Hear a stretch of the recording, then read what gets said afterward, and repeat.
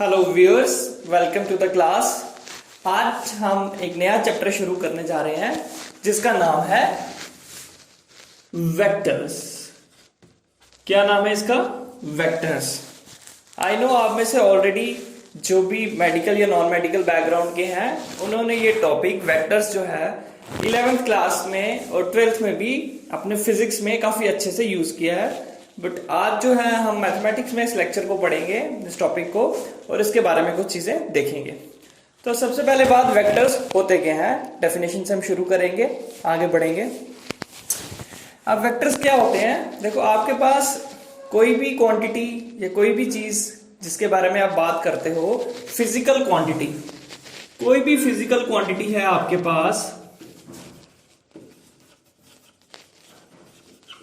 उसको हम ब्रॉडली दो कैटेगरी में डिवाइड करते हैं। जो सबसे पहला कैटेगरी है वो है एक स्केलर क्वांटिटी। कौन सी? स्केलर। और जो दूसरी है उसको बोलते हैं वेक्टर क्वांटिटी। उसको बोलते हैं वेक्टर क्वांटिटी। ठीक है, फिजिकल क्वांटिटी, कोई भी हमारे पास चीज है दैट इज फिजिकल क्वांटिटी, वो दो तरीके की हो सकती है जिसके बारे में हम बात करते हैं, या तो स्केलर होगी या तो वेक्टर होगी। अब दोनों में डिफरेंस क्या है?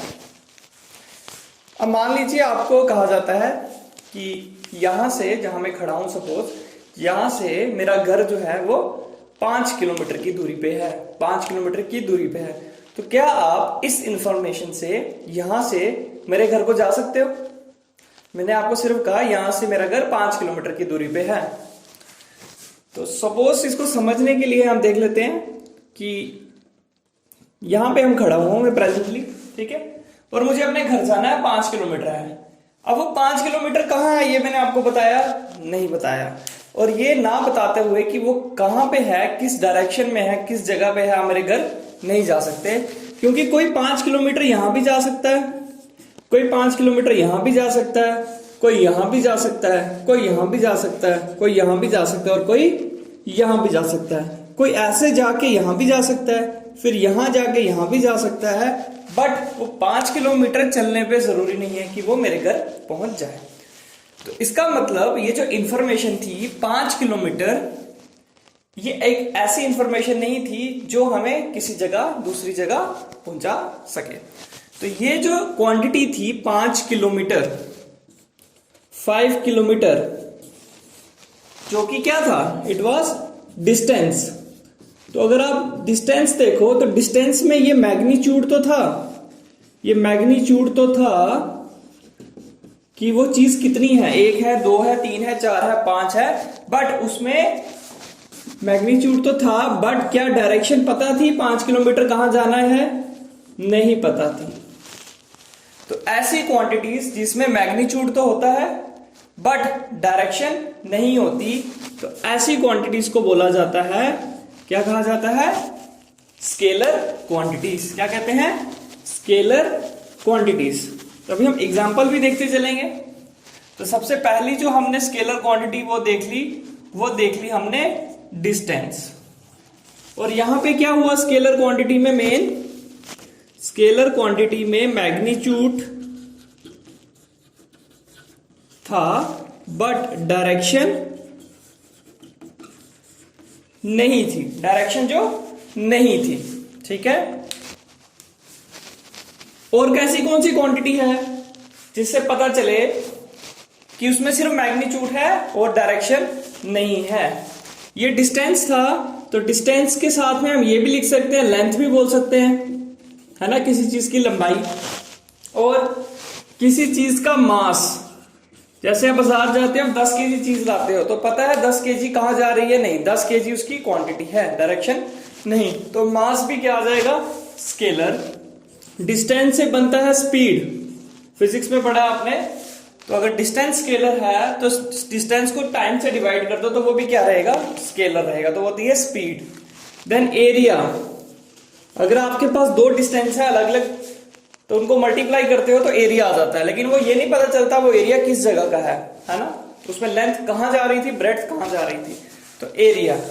इसके बाद टेम्परेचर, क्या आपको पता है टेम्परेचर? 20 डिग्री है। किस डायरेक्शन में 20 डिग्री है? 20 डिग्री बोला क्या पता चलेगा? जम्मू में है, यहाँ है, इस डायरेक्शन में है, इस डायरेक्शन में है। तो टेम्परेचर में सिर्फ क्वांटिटी एसोसिएट है, उसमें डायरेक्शन नहीं है। तो टेम्परेचर भी क्या आ गया? Scalar quantity. ठीक है, अब बात कर लेते हैं वैसी क्वांटिटीज जिसमें मैग्नीट्यूड तो है बट डायरेक्शन भी है। तो कौन कौन सी ऐसी क्वांटिटी, कौन कौन सी ऐसी क्वांटिटीज? आपको पता है एक डिस्टेंस होता है और एक होता है डिस्प्लेसमेंट। एक होता है डिस्प्लेसमेंट। अगर आपको ए से बी के बीच में अगर डिस्टेंस बोला है 5 किलोमीटर है, ए से बी के डिस्टेंस, तो शायद वो डिस्टेंस ऐसा भी हो सकता है, ऐसा भी हो सकता है, ऐसा भी हो सकता है। बट अगर ए और बी के बीच में डिस्प्लेसमेंट कहा गया 5 किलोमीटर है, तो वो हमेशा ये होगी, हमेशा ये होगी द शॉर्टेस्ट डिस्टेंस। और ये फिक्स है, इसकी डायरेक्शन फिक्स है, इसलिए जो डिस्प्लेसमेंट है उसमें मैग्नीट्यूड भी है, कितना चल रहे हैं 5 किलोमीटर, और डायरेक्शन भी जुड़ी होती है। इसलिए ऐसी क्वांटिटीज जिसमें मैग्नीट्यूड तो है ना, मैग्नीट्यूड तो है, फिजिकल क्वांटिटी है, मैग्नीट्यूड तो होगा उसमें, है ना, बट डायरेक्शन भी है।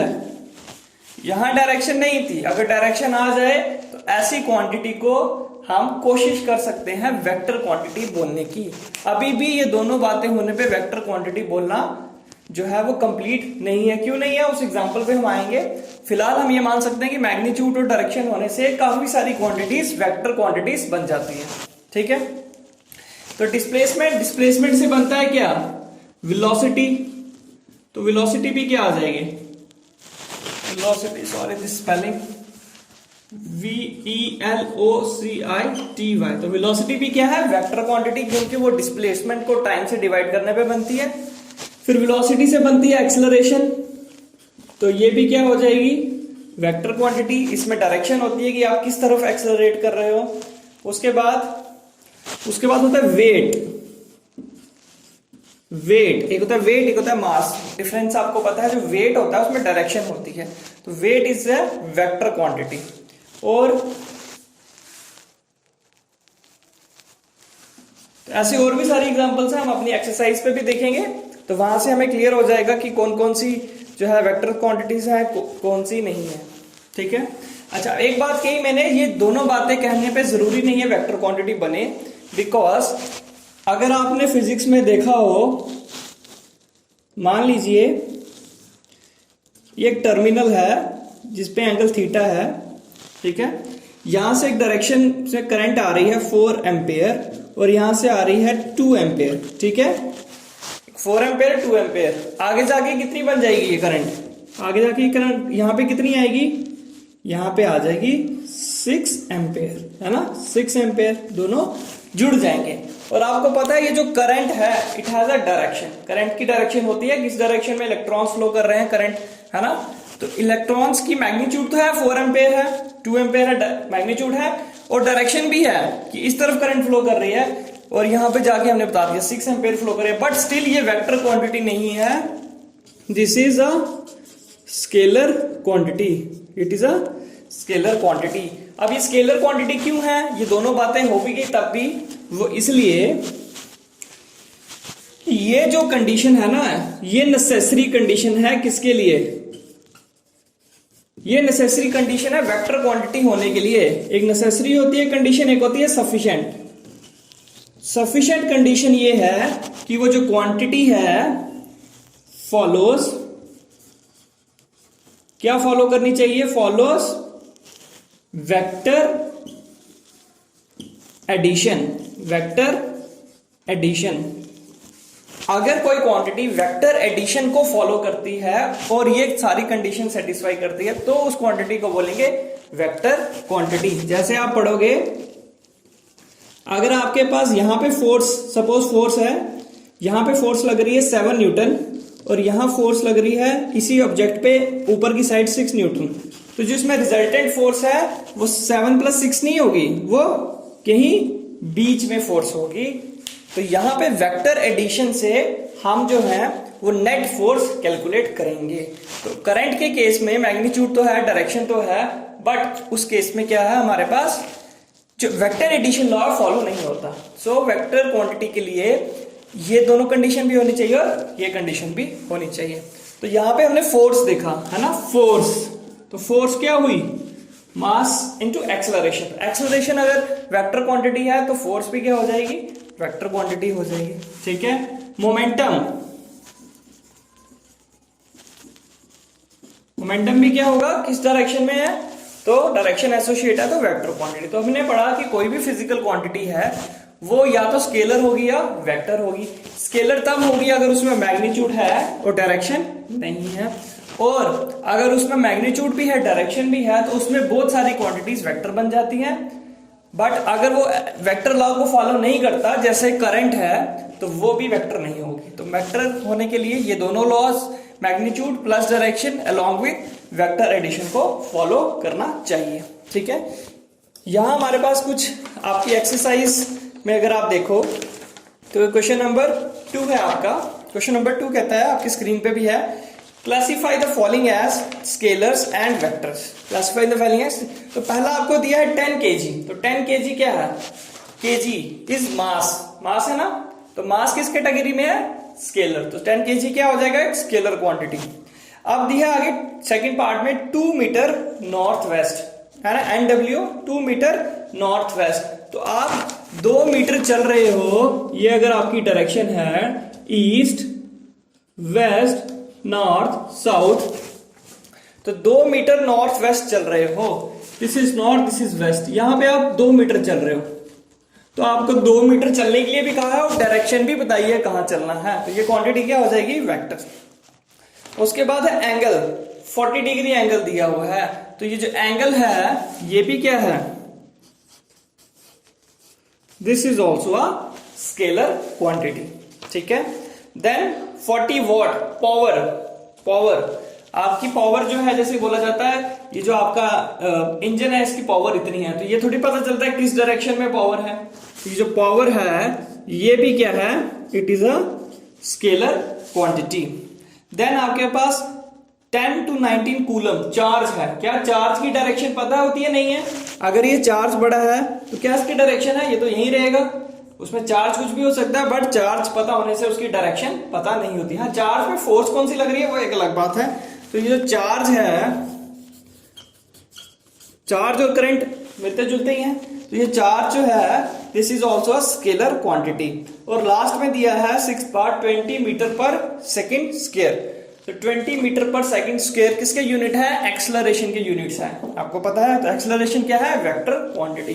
तो आपका इसी बोर्ड में हमने स्केलर और वेक्टर को क्लासिफाई कर दिया है और सारे जो पार्ट्स हैं वो यहीं से आ रहे हैं, ठीक है। नेक्स्ट है क्वेश्चन नंबर 3, उसमें भी अगेन स्केलर्स और वेक्टर्स को आपको आइडेंटिफाई करना है। तो पहला पार्ट है टाइम पीरियड। तो टाइम पीरियड क्या होता है, किसी चीज को, या जैसे अगर ऑसिलेशन है पर्टिकुलर टाइम में कितनी हो रही है, तो उसमें डायरेक्शन का कंसर्न कभी भी नहीं होता। उस टाइम में कितनी बार वो चीज हो रही है वो क्वांटिटी मैटर करती है। तो this is a scalar quantity. उसके बाद आ गया डिस्टेंस। तो डिस्टेंस हमने ऑलरेडी देखा है क्या है, स्केलर क्वांटिटी है। उसके बाद है फोर्स। तो फोर्स हमने पढ़ा, फोर्स होता है F, क्या होता है, मास इनटू एक्सेलरेशन। अगर एक्सेलरेशन वेक्टर क्वांटिटी है तो ये भी क्या हो जाएगी, वेक्टर क्वांटिटी। उसके बाद में वेलोसिटी, वेलोसिटी भी हमने कहा इसमें डायरेक्शन होती है, डिस्प्लेसमेंट से जुड़ी है बात, तो वेलोसिटी क्या होती है, ये भी वेक्टर क्वांटिटी। और वर्क डन है ना, एक और हमारे पास आ गया वर्क। वर्क किसके बराबर होता है, force in the direction of distance, ये होता है F इंटू एस। तो यहाँ पे फोर्स से रिलेटेड है और डिस्प्लेसमेंट भी है, तो वर्क भी किया, अगर वेक्टर है तो वर्क भी क्या हो जाएगा, वेक्टर। तो हमने देख लिया कि कौन सी क्वांटिटी स्केलर है और कौन सी क्वांटिटी वेक्टर है, और अपने कुछ क्वेश्चंस को भी हमने डिस्कस कर लिया, ठीक है, समझ आ गया। एक क्वेश्चन और है थोड़ा सा, क्वेश्चन नंबर 1, उसको भी देख लेते हैं। तो आई होप आपको स्केलर्स और वेक्टर क्वांटिटी में डिफरेंस और पता चल गया कि कौन सी क्वांटिटी स्केलर है और कौन सी क्वांटिटी वेक्टर है। अब ये क्वेश्चन और है कि वेक्टर क्वांटिटीज को पढ़ना जरूरी क्यों है, और वो मैं आपसे पहले ही डिस्कस कर चुका हूं कि जैसे मुझे यहां से अपने घर जाना है तो स्केलर क्वांटिटी की हेल्प से, डिस्टेंस की हेल्प से मैं नहीं बता सकता कि मेरा घर कहां पे है ना। वो इट इज एन इनकम्प्लीट, बात पूरी नहीं होगी, एग्जैक्ट इंफॉर्मेशन नहीं मिलेगी, बट अगर उस 5 किलोमीटर घर के डिस्टेंस के साथ में डायरेक्शन जोड़ देता हूं तो कोई मेरे घर पे जा सकता है। तो वेक्टर क्वांटिटी एक बेटर इंफॉर्मेशन देती है किसी चीज की, ठीक है। अब जैसे क्वेश्चन नंबर 1 है, रिप्रेजेंट, क्वेश्चन नंबर 1 आपकी एक्सरसाइज पे, represent graphically a displacement of 40 kilometre. Question number 1 कि एक 40 किलोमीटर डिस्प्लेसमेंट है, तो डिस्प्लेसमेंट वर्ड है, इसका मतलब वेक्टर क्वांटिटी है तो डायरेक्शन भी होगी। वो कहां पे दी है? 30 degree east of north, east of north. तो इसको कैसे करेंगे? This is east, this is west, this is north, this is south. तो आप सपोज कहां पे हो? आप यहां पे हो, ओरिजिन पे हो, तो आपको चलना है 40 किलोमीटर, बट चलना ना है, इतनी सारी जगह है, तो चलना है 30 degree east of north. North से ईस्ट की तरफ चलना है 30 डिग्री। तो अगर मान लो अगर आप इस डायरेक्शन में देख रहे हो, इस डायरेक्शन में, तो आपको ईस्ट की तरफ चलना है, नॉर्थ से ईस्ट की तरफ चलना है 30 डिग्री। तो यहां से 30 डिग्री एंगल देखेंगे, कहां बनता है? सपोज वो ये एंगल 30 डिग्री है, तो आपको इस डायरेक्शन 30 डिग्री जहां एंगल बना उस डायरेक्शन में चलना है। और कितना चलना है? कितना चलना है? 40 किलोमीटर। तो ये जो डिस्टेंस होना चाहिए, ये कितना होना चाहिए? 40 किलोमीटर। तो ये जो 40 किलोमीटर चले, तो ये हमने रिप्रेजेंट कर दिया क्या? वेक्टर क्वांटिटी को। ये हमने यहां से चलना शुरू किया और यहां पे जाके रुक के, ठीक है। ये हमने ग्राफिकली रिप्रेजेंट कर दिया कि अगर हमें डायरेक्शन दी हुई है और मैग्नीट्यूड दिया है तो हम उसको कैसे एक्सप्रेस करते हैं, ठीक है। ये तो बात थी थोड़ी सी अभी थ्योरेटिकल। आपको पता है मैथमेटिकली हम जो भी एक्सप्रेशंस, जो भी वर्ड्स होते हैं, उनको किसी मैथमेटिकल फॉर्म में एक नोटेशन होती है, उसमें एक्सप्रेस करते हैं। तो जैसे वेक्टर से हमने पढ़ तो लिए कि vector quantity is a vector, अब उसको मैथमेटिकली कैसे लिखेंगे ये हम आने वाले लेक्चर्स में और साथ साथ देखना शुरू करेंगे। थोड़ा सा हम देखते हैं कि वेक्टर की थोड़ी सी नोटेशन और रिप्रेजेंटेशन समझने की कोशिश करते हैं, ठीक है। मान लीजिए इसको आप देखिए, ये क्या है? एक थोड़ा सा टेढ़ी बनी है, but still you can see what is this? This is a line, है ना? लाइन है, अनएंडिंग लाइन है, बढ़ती जा रही है, ठीक है। अब क्या ये जो लाइन है, इस चीज की डायरेक्शन आपको पता है? ये लाइन कहां जा रही है? यहां जा रही है। ये इसका मतलब है कि ये बढ़ रही है ना? यहां और यहां चलती जा रही है, पर डायरेक्शन पता है? नहीं पता। तो दिस इज अ लाइन। अगर हम इसके साथ डायरेक्शन को जोड़ दें, इसमें प्लस कर दें डायरेक्शन, इसमें एक डायरेक्शन जोड़ दें, मान लिया वो डायरेक्शन है ये, ठीक है। तो ये जो नई लाइन बनेगी इसको हम बोलेंगे डायरेक्टेड लाइन। क्या बोलेंगे इसको हम? Directed line. A line with a direction is called a directed line. अब या तो डायरेक्शन ये होगी और या डायरेक्शन ये होगी, दो ही डायरेक्शन, एक लाइन है उसमें दो ही डायरेक्शंस है, या तो आगे की तरफ जाएगी या पीछे की तरफ जाएगी। तो डायरेक्ट लाइन के साथ अगर डायरेक्शन जोड़ दी तो वो बन गई डायरेक्टेड लाइन, ठीक है। इतनी बात समझ आ गई। अब इसको अगर लाइन सेगमेंट बना दिया जाए, एंड फिक्स कर दिए जाए, ये एंड फिक्स कर दिए जाए, ठीक है, लाइन सेगमेंट बन गई। तो जो लाइन सेगमेंट है वो भी यहां भी बना देते हैं, ये लाइन सेगमेंट बना दी, है ना। फिक्स लेंथ ले ली, क्योंकि हम जो वेक्टर क्वांटिटी कर रहे हैं उसमें मैग्नीट्यूड फिक्स है ना, 10, 50, 20 जो भी होगा, तो मैग्नीट्यूड फिक्स कर दिया। लाइन का मैग्नीट्यूड नहीं था, वो तो चलती जा रही थी, अब मैग्नीट्यूड फिक्स कर दिया ना। सपोज ये एक लाइन है, इतना मैग्नीट्यूड है, तो मैंने मैग्नीट्यूड ले ली। अब इसकी डायरेक्शन को कैसे रिप्रेजेंट करेंगे? हाँ, एक तरीका तो यही है, ठीक है, ये डायरेक्शन है और एक ये है डायरेक्शन। सपोज ये ए से शुरू हो रही है और बी तक चल रही है ना, ए से चल रही है और बी तक, ए से बी तक। हमने डायरेक्शन अब ऐसे सेंटर में लिखी है, ऐसे लिखी है, but what is a better way? हम डायरेक्शन को लिखने का वे कैसे बताएंगे जिसमें हमें ये भी पता चल जाए, ये जो वेक्टर है, वेक्टर ही है ना, ये एक ऐसी चीज है जिसमें मैग्नीट्यूड भी है और डायरेक्शन भी है। तो ये बन गया एक वेक्टर क्वांटिटी। तो डायरेक्टेड लाइन सेगमेंट, अगर हम डायरेक्टेड लाइन सेगमेंट की बात करें जिसमें लेंथ फिक्स है ना, लाइन सेगमेंट क्या होती है? विच हैज एंड पॉइंट्स, मतलब उसकी लेंथ होती है तो वो बन जाती है वेक्टर क्वांटिटी। अब एक वेक्टर क्वांटिटी को हम कैसे रिप्रेजेंट करेंगे, देखो वेक्टर जहां से शुरू हो रहा है पहले लिखो उसको, ठीक है, फिर वेक्टर जहां खत्म हो रहा है उसको उसके साथ लिख दो। अब इसमें डायरेक्शन हम ए से बी जाना चाह रहे हैं ना, तो अगर ए से बी जा रहे हैं तो हम यहां से एक डॉट लगाएंगे और ये एक एरो लगाएंगे, ये डॉट लगाएंगे और एरो लगाएंगे, जिससे पता चलेगा कि हम ए से चल रहे हैं बी तक और डायरेक्शन क्या है ये, मतलब ए टू बी। इसका क्या मतलब है, इसको आप कैसे रीड करोगे, इसमें जो ए है वो क्या है, इनिशियल पॉइंट। ए क्या है, इनिशियल पॉइंट जहां से हमने वेक्टर शुरू हुआ। बी क्या है, बी है टर्मिनल बोलिए, फाइनल बोलिए या एंड बोलिए पॉइंट। वैसे ही इनिशियल पॉइंट भी बोल सकते हैं या स्टार्टिंग पॉइंट, जो भी बोलिए, इनिशियल पॉइंट और स्टार्टिंग। जो ज्यादा वर्ड यूज होते हैं वो ये होते हैं, इनिशियल और टर्मिनल, ठीक है।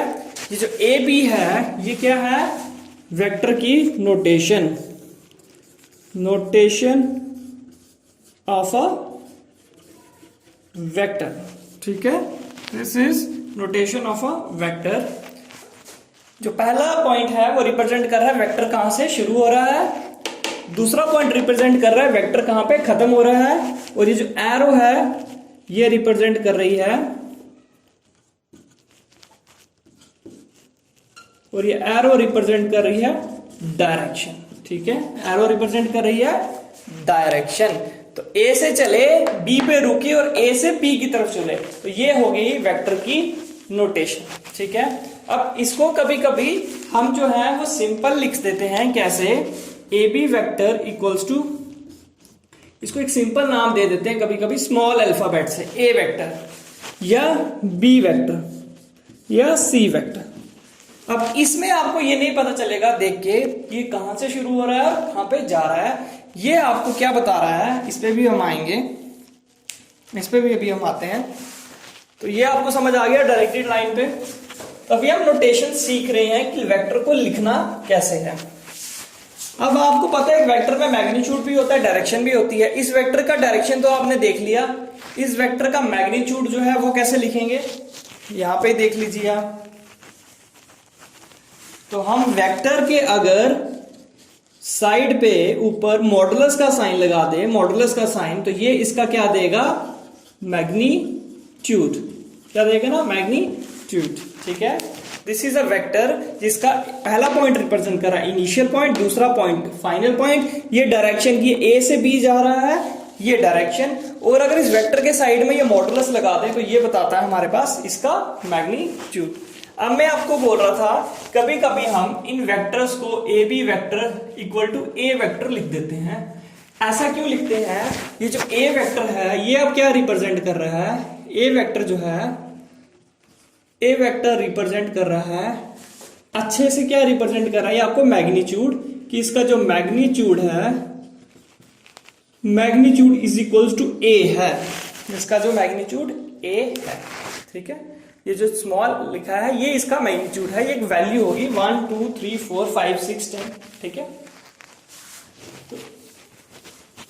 तो आपको वेक्टर को देखना आ गया, लिखना आ गया। अगर मैंने ए बी लिखा है तो इसको रिप्रेजेंट कैसे करूंगा ग्राफिकली, कि ए से शुरू हो रहा है और बी की तरफ जा रहा है, ऐसे, ठीक है। ए से शुरू हो रहा है, बी की तरफ जा रहा है, और ये डायरेक्शन। अब वेक्टर जरूरी नहीं है ए से बी की तरफ जा रहा हो, बी से ए की तरफ भी आ रहा हो सकता है। तो ए से बी है तो ये, और अगर बी से ए की तरफ आ रहा है तो कैसे लिखेंगे, बी ए लिख देंगे। बी से शुरू हुआ, ए पे खत्म हुआ, और बी से ए की तरफ गए, तो दोनों तरीके से हमने लिख दिया। दो ही डायरेक्शंस पॉसिबल है ना, या तो ए से बी की तरफ जाएगा, बी से ए की तरफ, दो ही पॉइंट्स है, ठीक है। समझ आ गई थोड़ी थोड़ी सी। तो अब हम चलते हैं थोड़ा सा आगे, वेक्टर की टाइप्स देखते हैं। आपको पता है जब भी हम कोई कॉन्सेप्ट पढ़ते हैं तो हम उस पर टाइप्स को डिस्कस करते हैं। जैसे मैट्रिसेस पढ़ा, टाइप्स पढ़ी, तो अब हमने वेक्टर्स पढ़ रहे हैं, तो वेक्टर्स में भी टाइप्स को देखें। तो types of vectors, types of vectors. तो वेक्टर्स को मैं कैसे रिप्रेजेंट करूंगा, ये मैंने आपको बता दिया है ग्राफिकली, ऐसे, ठीक है। डायरेक्शन ले लूंगा अपने प्लेन में, यहां से शुरू हो रहे हैं, यहां खत्म हो रहे हैं, और उनकी डायरेक्शन कोई भी हो सकती है, ठीक है। इस वे में हम इनको समझने की कोशिश करेंगे। तो सब पहली डेफिनेशन है वो है जीरो वेक्टर। वो क्या है? Zero vector. तो जीरो वेक्टर का मतलब है ऐसा वेक्टर जिसका मैग्नीट्यूड जो क्या हो, जीरो।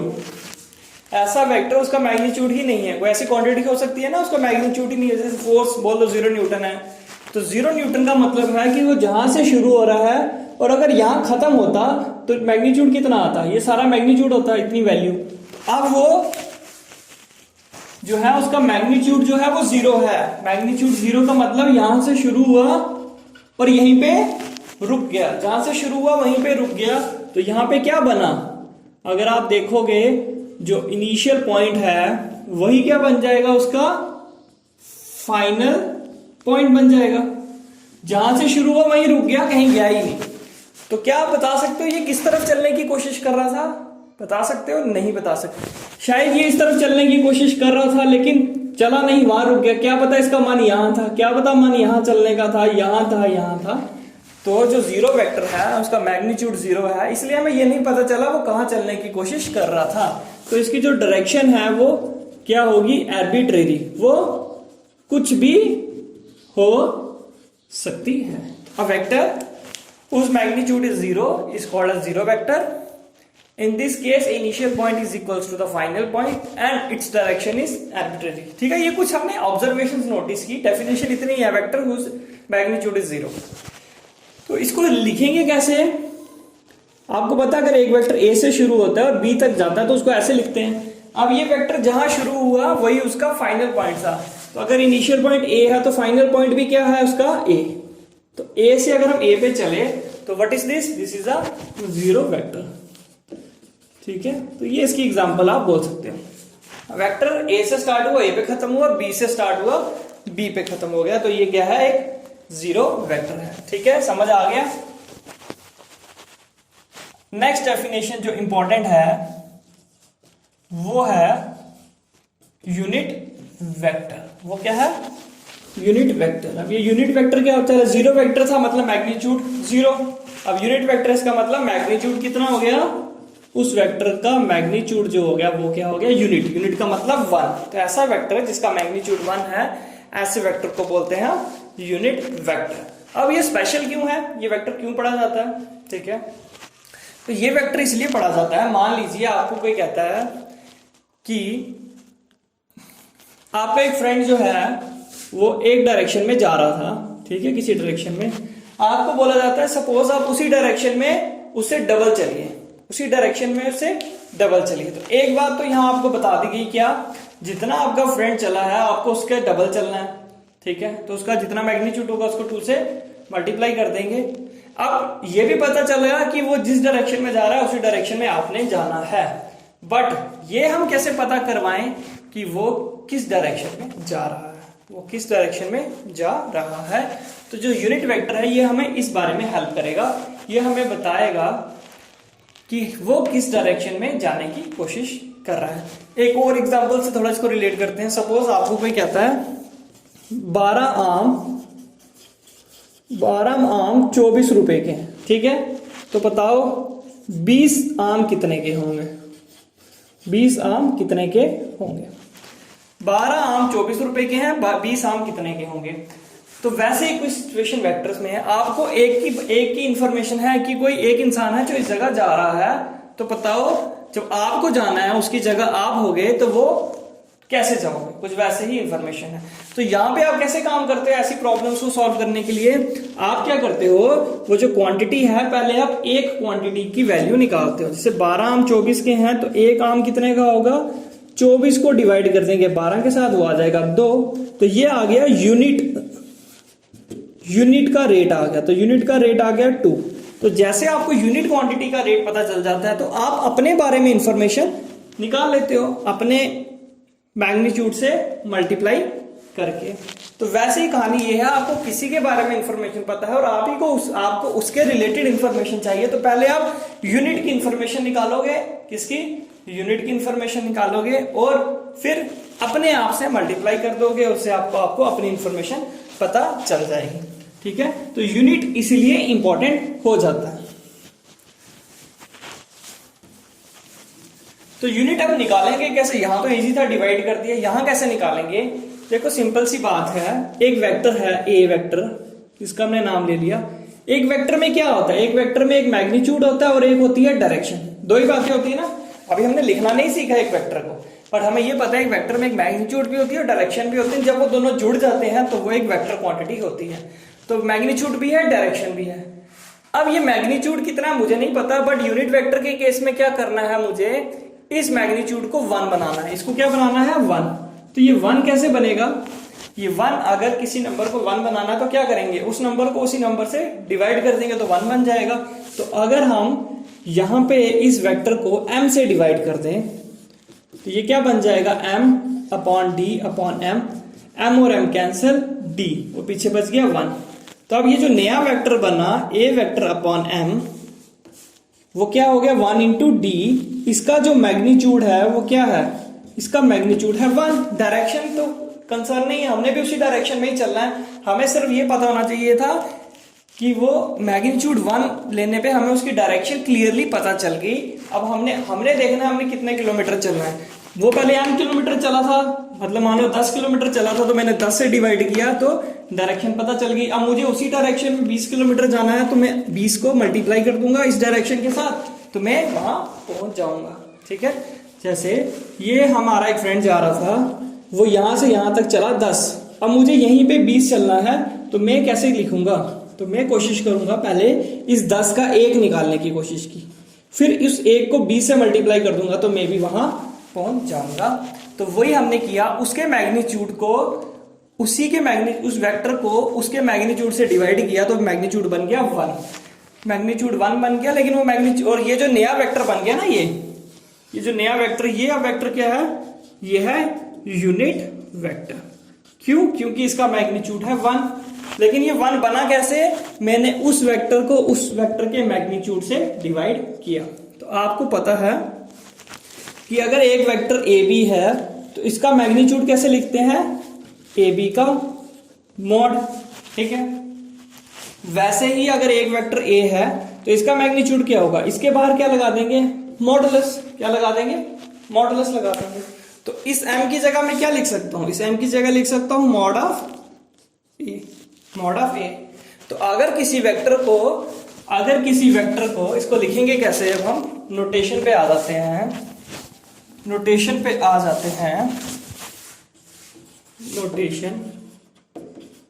अगर हम किसी भी वेक्टर को उसके मैग्नीट्यूड से डिवाइड कर दें, तो उसका मैग्नीट्यूड जैसे हमने देखा क्या बन जाएगा 1। तो ऐसे वेक्टर को बोलते हैं यूनिट वेक्टर, क्योंकि उसका मैग्नीट्यूड बन जाता है 1। और इसको लिखते कैसे हैं, इसको लिखने का तरीका होता है ये इसको पढ़ते हैं कैप या हैट, बट कैप ही हम यूज करेंगे। तो यूनिट वेक्टर, अगर कोई एक ए यूनिट वेक्टर है तो हम कैसे लिखेंगे, A cap equals to A vector divided by उसका मैग्नीट्यूड। सबसे इंपॉर्टेंट कंसेप्ट रहेगा, अभी हमें आगे क्वेश्चंस देखेंगे, सबसे ज्यादा यही यूज होगा। ठीक है, so a vector, unit vector is written as A cap which is equals to, किसी भी वेक्टर को उसी के मैग्नीट्यूड से डिवाइड कर दो, है ना। 10 मैग्नीट्यूड था, 10 से डिवाइड कर दिया तो मैग्नीट्यूड 1 रह गया। तो ये सिंपल सा काम है। अगर कोई बोले एक वेक्टर दिया है, उसका यूनिट वेक्टर निकालो, तो क्या करेंगे, वेक्टर को उसके मैग्नीट्यूड से डिवाइड कर देंगे। फिलहाल आप इतना ही याद रखिए, जब हम वेक्टर को लिखने की कोशिश करेंगे मैथमेटिकली, तब इसको हम यूज करेंगे। ठीक है, तो यूनिट वेक्टर भी हमारा हो गया। Definition is easy, but definition को समझना कि वो क्यों पढ़ रहे हैं और वो कैसे लिखी जाएगी, ये जरूरी है। नेक्स्ट है हमारा को इनिशियल वेक्टर्स। को इनिशियल वेक्टर्स, तो को इनिशियल वेक्टर्स क्या होते हैं। को इनिशियल, को का मतलब है सेम, को का मतलब सेम, इनिशियल मतलब जहां से वो शुरू हो रहे हैं। तो ऐसे वेक्टर जो एक ही जगह से शुरू हो रहे हैं हमको क्या बोलेंगे, को इनिशियल वेक्टर, मान लो एक वेक्टर ये है, ये यहां से यहां जा रहा है और दूसरा भी यहीं से शुरू हो रहा है, ये ए से बी जा रहा है और ये ए से सी जा रहा है, तो ये वेक्टर्स क्या हो गए, को इनिशियल। मान लो एक और है, वो डी की तरफ जा रहा है ए से, तो ऐसे वेक्टर्स को क्या बोलेंगे, coinitial vectors. Vectors having same initial point are called, तो example A B and A C. कैसे पता, यहां से देख के तो बता दिए, यहां से देख के कैसे बताएंगे कि जो इनिशियल पॉइंट है वो दोनों का सेम है, इसलिए ये वेक्टर्स क्या है, ये वेक्टर्स क्या है, इनिशियल, को इनिशियल वेक्टर्स। ठीक है, अब जो अगला है कोलिनियर वेक्टर्स, थोड़ा सा इंपॉर्टेंट है। कोलिनियर वेक्टर्स, कोलिनियर वेक्टर्स क्या होते हैं। अब को मतलब सेम, लाइन का मतलब सेम लाइन से कुछ लेना देना है, को का मतलब से, लीनियर मतलब लाइन से बना। अगर आपके पास एक लाइन है, देखो एक बात मैं आपको पहले बताता हूं, जो आपके पास वेक्टर्स हैं, सपोज ये वेक्टर है, अगर इसका मैग्नीट्यूड इतना है और डायरेक्शन इतनी है, तो हम अपने वेक्टर्स को समझने के लिए इस वेक्टर को मैं उठा के यहां भी ला सकता हूं, कोई दिक्कत नहीं है। इसका डायरेक्शन भी मुझे सेम रखनी है, इसका मैग्नीट्यूड भी सेम रखना है, तो वेक्टर्स को मैं ऊपर नीचे या यहां आगे भी ले सकता हूं, यहां पीछे भी ले सकता हूं। तो इसलिए ये जो वेक्टर्स मैं कंसीडर कर रहा हूं इस हमारे टॉपिक्स में, ये फ्री वेक्टर्स है। ये क्या है, फ्री वेक्टर्स। इनको हम आगे पीछे समझने के लिए लेने की कोशिश करेंगे और करते रहेंगे, आप देखोगे, बट उनका मैग्नीट्यूड और डायरेक्शन चेंज नहीं होनी चाहिए। ठीक है, तो अब कोलिनियर वेक्टर्स क्या होते हैं, ऐसे वेक्टर्स जिनको शिफ्ट करके हम एक ही लाइन के ऊपर ला सकते हैं, तो ऐसे वेक्टर्स को बोलेंगे हम कोलिनियर वेक्टर्स। जैसे मान लीजिए एक वेक्टर ये है और एक वेक्टर ये है, क्या मैं इसको उठा के इस लाइन के ऊपर ला सकता हूं, तो ये मुझे कैसे दिखेगा, ऐसे दिखेगा।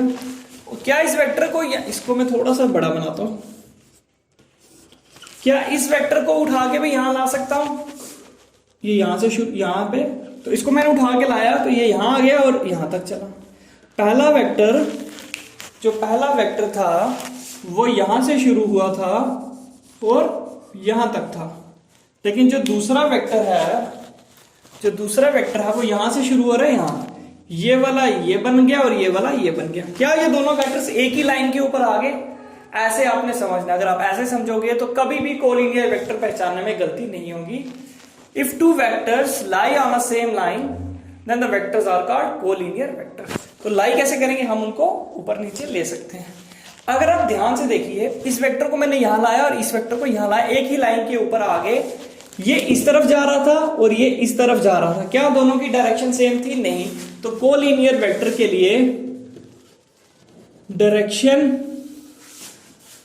Need not be same, direction same होना जरूरी नहीं है। अगर वो अलग अलग डायरेक्शन में है तब भी वो एक लाइन के ऊपर आ सकते हैं। हाँ, डायरेक्शन अपोजिट ही हो सकती है। अगर एक ही डायरेक्शन ये है और दूसरे की ये है, तो ये दोनों कभी एक लाइन के ऊपर नहीं आ सकते, हमेशा उनकी डायरेक्शन क्या होगी, अपोजिट। अगर इस साइड जा रहा है, दूसरा हमेशा दूसरी साइड जा रहा होगा। ठीक है, और अगर आप ये वेक्टर देखिए, इसका मैग्नीट्यूड इतना था और इसका मैग्नीट्यूड इतना था, तो क्या मैंने दोनों का सेम मैग्नीट्यूड लिया ताकि वो एक लाइन के ऊपर आए, नहीं। मैग्नीट्यूड अलग अलग था, तब भी वो एक लाइन के ऊपर आ सकते हैं। तो इसका मतलब है मैग्नीट्यूड भी जो है, magnitude need not be same, magnitude भी सेम होना जरूरी नहीं है।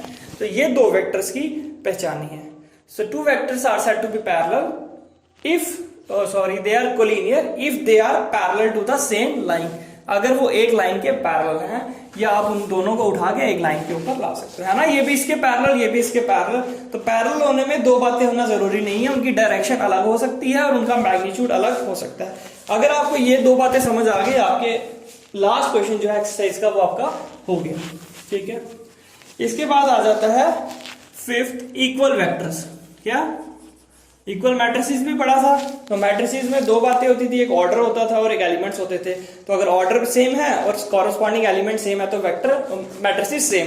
तो वेक्टर्स में भी ऐसा ही है, दो वेक्टर्स जिनका मैग्नीट्यूड भी सेम, डायरेक्शन भी सेम, तो ऐसे वेक्टर्स को क्या कहेंगे हम? Equal vectors. मान लीजिए एक वेक्टर ये है और दूसरा भी ये है, क्या मैग्नीट्यूड सेम है, क्या डायरेक्शन सेम है, तो दोनों वेक्टर्स क्या हो गए? इक्वल वेक्टर्स आ गए। अब उसके बाद जो एक इंपॉर्टेंट है, एक और इंपॉर्टेंट,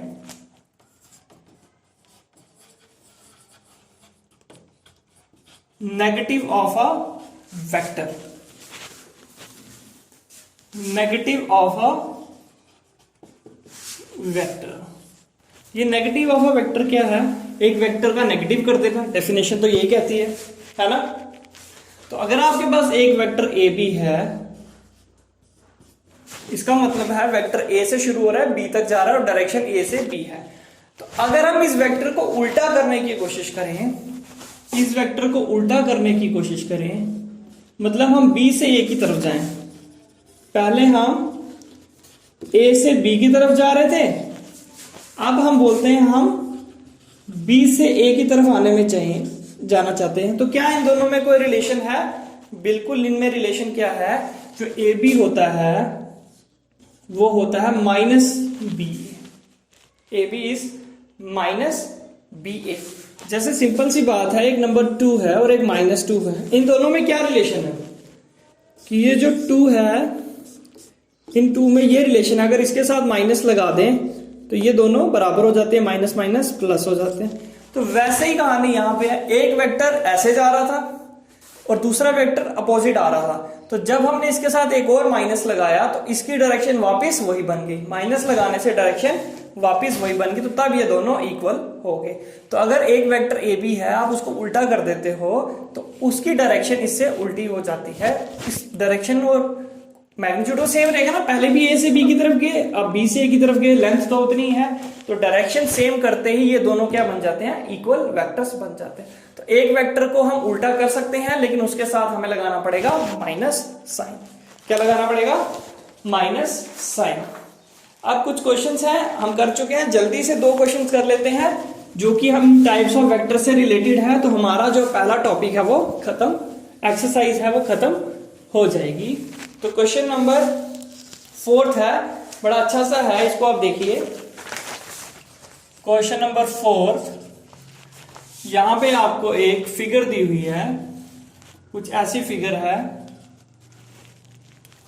ठीक है, आपकी स्क्रीन पे भी है। एक स्क्वायर दिया हुआ है ना, स्क्वायर जैसा ही दिख रहा है। तो एक वेक्टर है, यहां से शुरू हो रहा है, यहां की तरफ जा रहा है, इसका नाम है सी वेक्टर।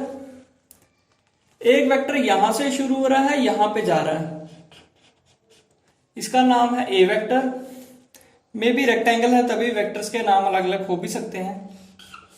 ये है बी वेक्टर और एक यहां पे आ रहा है, ये है डी वेक्टर। हर वेक्टर का मैग्नीट्यूड और डायरेक्शन आपके सामने है, ठीक है। ये पहला वेक्टर जो है ये यहां से यहां जा रहा है, बी यहां से यहां जा रहा है, सी यहां से यहां जा रहा है और डी यहां से यहां जा रहा है। तो यहां पे आपको सबसे पहला क्वेश्चन पूछा है, बताओ इसमें से को इनिशियल वेक्टर्स कितने हैं? को इनिशियल वेक्टर्स कौन कौन से हैं? तो को इनिशियल क्या पढ़ा? ऐसे वेक्टर जो एक ही जगह से शुरू होते हैं। तो देखो ये वेक्टर जो है, ये वेक्टर जो है वो यहां से शुरू हो रहा है, यहां जा रहा है, और ये यहां से शुरू हो रहा है, यहां जा रहा है। तो एक ही जगह जा रहे हैं, तो वो कौन कौन से हैं? ए वेक्टर एंड डी वेक्टर, ये तो है जो एक ही जगह से शुरू हो रहे हैं। क्या कोई वेक्टर यहां से शुरू हो रहा है? 2 वेक्टर्स, ये यहां जा रहा है बट ये तो यहां से शुरू हो रहा है, इस कोने से एक ही वेक्टर है, इस कोने पे ये तो यहां जा रहा है लेकिन यहां से वहां नहीं जा रहा। तो 2 ही वेक्टर्स हैं जो को इनिशियल है, वो है ए और डी। एक यहां से यहां जा रहा है, ए यहां से यहां जा रहा है, ये इनका क्या है? Common point.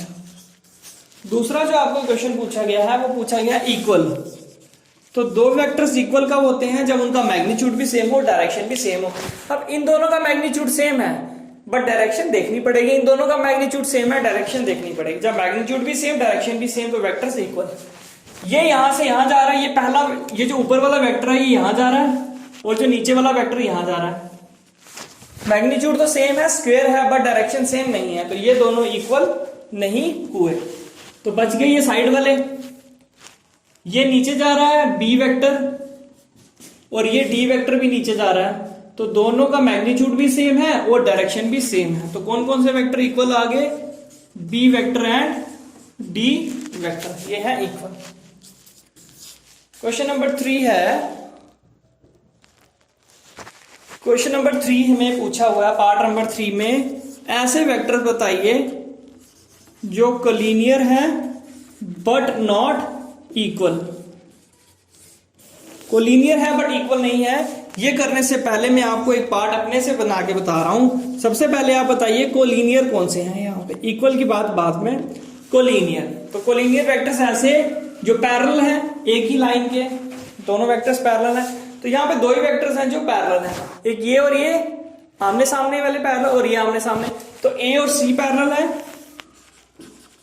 है ना, ए और सी पैरेलल है, एक ही डायरेक्शन में एक ही लाइन में। अगर यहाँ पे एक लाइन ले, इसको इसके ऊपर रख सकता हूँ, इसको इसके ऊपर रख सकता हूँ, ऐसे भी बोल सकते हैं। एक वेक्टर को दूसरे के ऊपर शिफ्ट करके लाया जा सकता है। वैसे ही बी वेक्टर को डी वेक्टर के ऊपर लाया जा सकता है, ए और सी और बी एंड डी। बट आपका क्वेश्चन ये नहीं था, आपका क्वेश्चन था कोलिनियर होने चाहिए बट इक्वल नहीं होने चाहिए। तो आपको पता है बी और डी तो इक्वल है, इसका मतलब इक्वल वाले बाहर निकाल दिए, तो पीछे क्या बच गए? ए वेक्टर एंड सी वेक्टर। ये दोनों वेक्टर कोलिनियर भी हैं और इक्वल नहीं है, तो दिस इज योर आंसर। ठीक है, अब जो लास्ट क्वेश्चन है true and false. Generally true and false में ज्यादा कुछ इतना कभी कभी मजेदार नहीं होता, बट यहाँ ये जो ट्रू एंड फॉल्स है ये बहुत ही इंटरेस्टिंग है। ये आपकी डेफिनेशंस को क्लियर कर देंगे। ठीक है, और वो हम डिस्कस कर चुके हैं ऑलरेडी। तो जैसे आपका क्वेश्चन नंबर 5 है ट्रू एंड फॉल्स। पहला वेक्टर है A vector and minus A vector are collinear. तो कोई भी वेक्टर ए ले लो, कोई भी वेक्टर ले लो, मान लो ये ए वेक्टर है, ठीक है, ये तो माइनस ए वेक्टर क्या होगा? ए वेक्टर है तो इसकी डायरेक्शन होनी चाहिए, मान लो ये, तो माइनस ए क्या होगा? माइनस ए होता है उसी वेक्टर की डायरेक्शन उल्टी कर दो तो वो बन जाता है माइनस ए वेक्टर। तो क्या ये दोनों कोलिनियर है? माइनस करने से उसकी डायरेक्शन उल्टी हो गई। क्या इस वेक्टर को इसके ऊपर लाया जा सकता है? बिल्कुल लाया जा सकता है। तो दोनों वेक्टर क्या हो गए? कोलिनियर। तो दिस इज ट्रू। तो पहला तो ट्रू है। दूसरा ये two collinear vectors are always equal in magnitude. ये हमने पहले ही पढ़ा था, डेफिनेशन में देखा था। अगर एक वेक्टर ये है, ठीक है, यहां जा रहा है, और एक वेक्टर ये है, इनकी डायरेक्शन भी उल्टी है और मैग्नीट्यूड भी उल्टा है, क्या इसको इसके ऊपर लाया जा सकता है? बिल्कुल, ये इसके ऊपर लाया जा सकता है। दोनों पैरेलल हैं, तो इसलिए ये वेक्टर क्या है? कोलिनियर है। क्या इनका मैग्नीट्यूड सेम है? नहीं, तो इसलिए कोलिनियर होने के लिए मैग्नीट्यूड होना जरूरी नहीं है। तो सेकंड क्या होगा? फॉल्स। थर्ड है two vectors having same magnitude और कोलिनियर। दो वेक्टर जिनका मैग्नीट्यूड सेम हो जाए तो वो कोलिनियर होते हैं। मान लो एक वेक्टर ये है, ये एक वेक्टर है, इसकी लेंथ है 1, ये यहां जा रहा है, और एक वेक्टर मैं ऐसे ले लेता हूं, इसकी लेंथ भी है 1। क्या ये दोनों वेक्टर कोलिनियर है? क्या इसको इसके ऊपर लाया जा सकता है? नहीं, इसके ऊपर लाएंगे तो एक ही पॉइंट टच होगा, बाकी इसके ऊपर नहीं आएगा, तो मतलब पैरेलल नहीं है। लेकिन मैग्नीट्यूड बराबर है, तो मैग्नीट्यूड बराबर होने से कोलिनियर होना जरूरी नहीं है। तो ये भी क्या हो गया? फॉल्स। फोर्थ है two collinear vectors having same magnitude और इक्वल। क्वेश्चन नंबर 2 था टू कोलिनियर वेक्टर्स और ऑलवेज इक्वल इन मैग्नीट्यूड। तो हमने दिखा दिया उनका मैग्नीट्यूड इक्वल होना जरूरी नहीं है। तो अब लिख रहा है फोर्थ में two collinear vector having same magnitude और इक्वल।